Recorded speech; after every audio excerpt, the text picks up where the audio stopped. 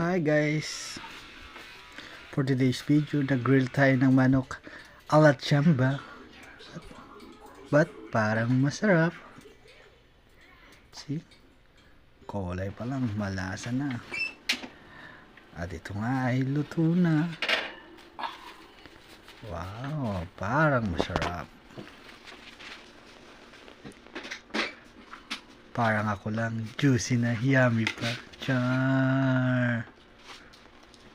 Yeah, tanggalin na nga natin itong tali ng matikman na natin kung gaano ka-juicy at gaano kasarap.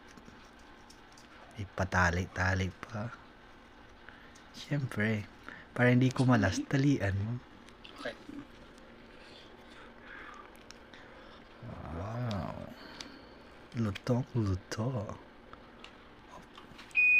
Sa unang kagat, wow, masarap. Kahit mainit. Mainit.